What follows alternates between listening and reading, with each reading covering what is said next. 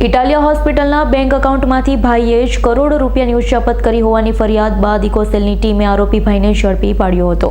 Surat crime બ્રાન્ચની eco cell પાસેથી મળતી માહિતી મુજબ અનિલ રાજાભાઈ ઇટાલિયાએ નોંધાયેલી ફરિયાદમાં જણાવ્યું હતું કે તેઓની ઇટાલિયા હોસ્પિટલમાં મુખ્ય જવાબદાર વ્યક્તિ તરીકે તેમના ભાઈ યોગેશ રાજાભાઈ ઇટાલિયાને કામગીરી સોંપી હોય, જેનો ગેરવહીવટ કરી આરોપી યોગેશ રાજાભાઈ ઇટાલિયાએ ઇટાલિયા હોસ્પિટલના બેંક એકાઉન્ટમાંથી કરોડો રૂપિયાની છેતરપિંડી કરી હતી।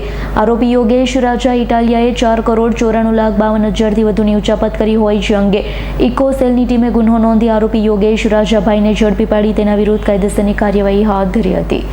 સુરત શહેર ખાતે ફરિયાદી શ્રી અનિલભાઈ ઇટાલિયા પોતે ડૉક્ટર તરીકે વ્યવસાય કરે છે અને તેમની સાથે તેમના રિલેટિવ યોગેશ ઇટાલિયા પણ આ વ્યવસાયમાં મદદરૂપ હતા અને અનિલભાઈ ફરિયાદીના જે કોઈ વ્યવસાય દરમિયાન જે રૂપિયા આવતા હતા એ રૂપિયાનો સમગ્ર વહીવટ યોગેશ ઇટાલિયા પોતે સંભાળતા હતા અને આ ફરિયાદીએ તેમના ઉપર જે વિશ્વાસ મૂકેલો એ વિશ્વાસ અનુસંધાને તેમણે જે પૈસા મેળવેલા હતા એ તમામ પૈસા પોતે પોતાના અંગત ઉપયોગમાં લઈ અને હાલના ફરિયાદી શ્રી અનિલભાઈ ઇટાલિયા સાથે 4,92,00,000 રૂપિયાની છેતરપિંડી વિશ્વાસઘાત કરેલ છે, જે અનુસંધાને આરોપી યોગેશ ઇટાલિયાની ધરપકડ કરવામાં આવેલ છે।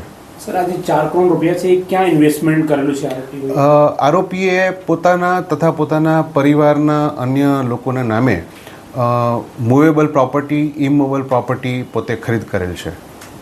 Okay. Bureau report, S9 news, Surat. અમારી તમામ માહિતીથી અપડેટ રહેવા માટે જોડાયેલા રહો S9 ન્યૂઝ સાથે।